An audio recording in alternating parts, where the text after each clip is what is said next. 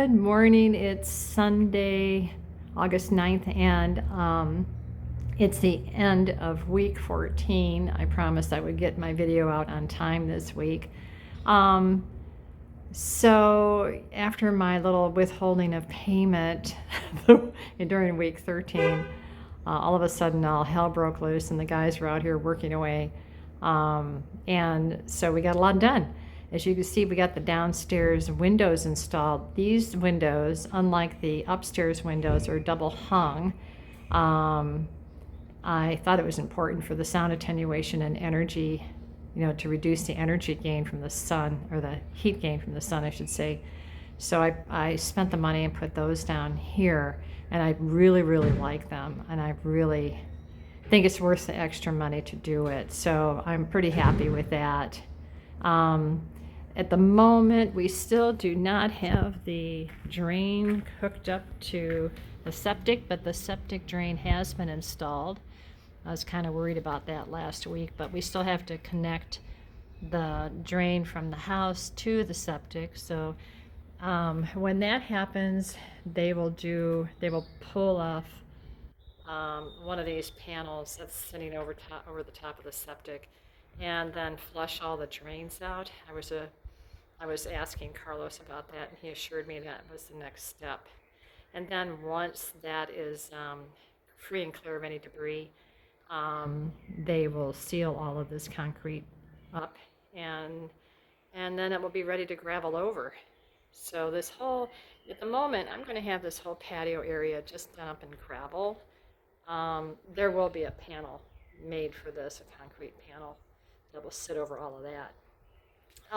But I'm going to have the whole thing graveled for the time being, because I'm not sure, I'm going to be planting and doing a bit of garden back here, and I'm still trying to figure out if there's any way I can fit some type of pool.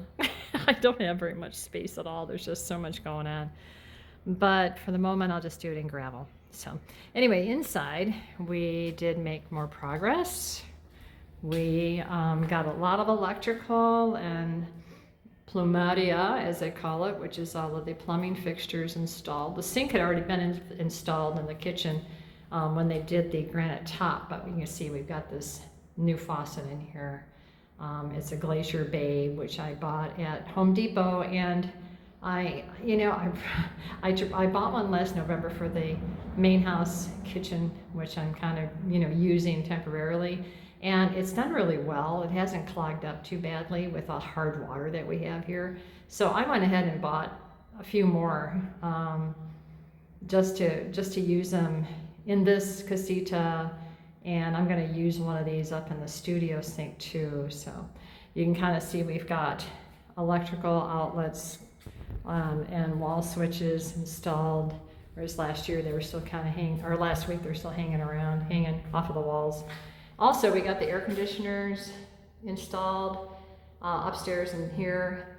We moved the air conditioner because originally it was supposed to go over in the corner, which made no sense whatsoever. So we moved it around the corner to this side. So when it's running, it will actually, it's an 1800. It'll reach into the kitchen, keep that area cool too. Painting is pretty much wrapped up. Except that I noticed that the beam is yet to be painted. This is supposed to be prepared for paint and painted in black. And another thing that we don't have in are the fans. Now, whether the fans will work, I'm not sure. I'm a little worried about the height of the fan coming down, because as I said before in a previous video, we have low ceiling heights in this casita, so the fans might just, they might just be too low for this casita, in which case we'll just cap that off and save those fans for the main house. Now, we did make a little progress here in the bathroom. The guys who supplied the windows also supplied the shower screen, which is just a piece of glass which partially covers the opening of the shower, which would be near the toilet. We got the toilet installed, as you can see, and also the sink and the faucet for the little vanity. Now below the vanity, there's supposed to be a couple of drawers, and so it'll be open underneath, but then there'll be a couple of drawers that'll be in wood. So the carpentry work still needs to arrive. We don't have that yet. This next week we should be receiving the tile. I know this is the one thing I look at this and I go, oh my God. A few weeks ago, the whole place looked like this. But this coming week, we should be receiving the tile, and then that will be installed. And what I've been told is they do this a little bit differently. They put the tile in first, that it modules out, so there's no cutting of tile. Then they pour the slab for the shower pan, and then they can put the screen in. So we're a little behind on that only because we had a color change on the tile, and the tile had to be reordered.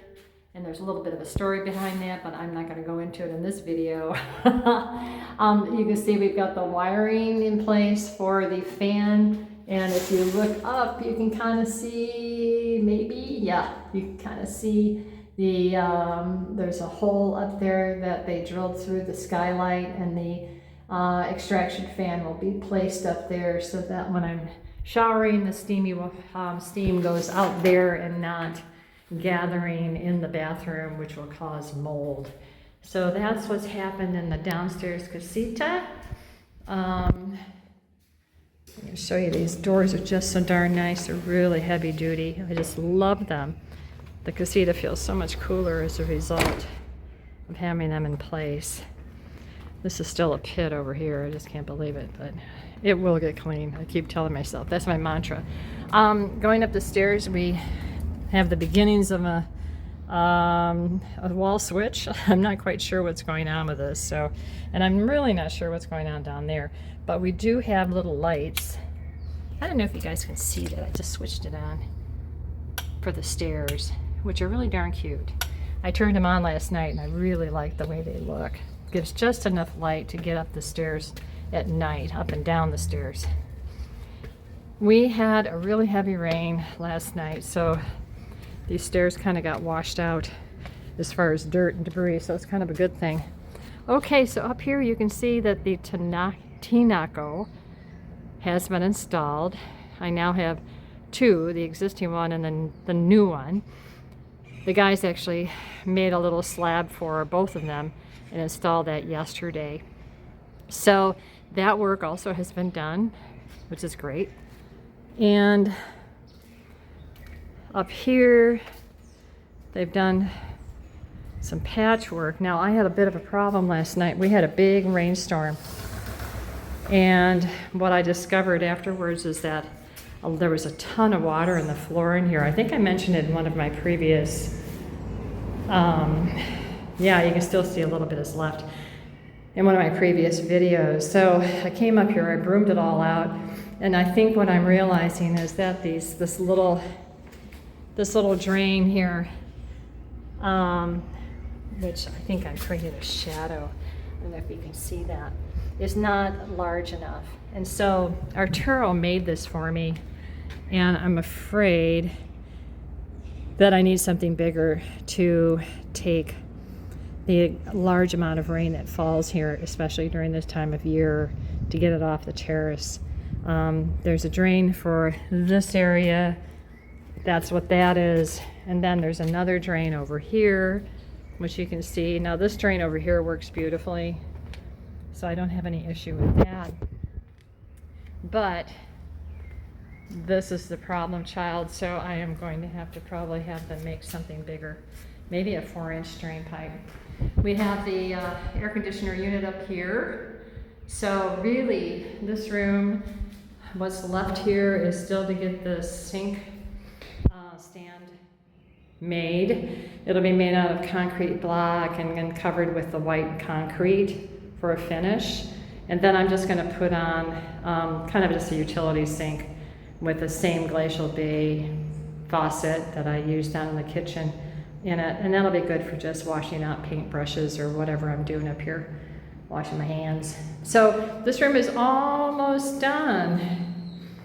And what we have left now this next week, will be the tile, the shower pan. We can finish putting the shower head, etc. in there. Let me give you a better view.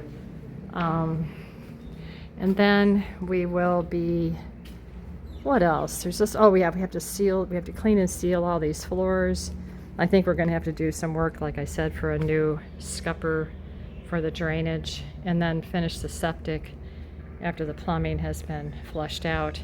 So we're really winding down. Probably the last week of a lot of work. I have to check and make sure that the roof on the casita has been sealed. But anyway, so what I wanted to see, I'll just kind of like go, and there's that little, I don't know if you can see. Let's see if I can get a better view of her. Yes, there's Philomena. She's just basking in the shade, enjoying her breakfast digestion. So we'll just look at Philomena as I tell you, whoops, did I loosen? Whoop. I can't, all I see is my own reflection. There we go.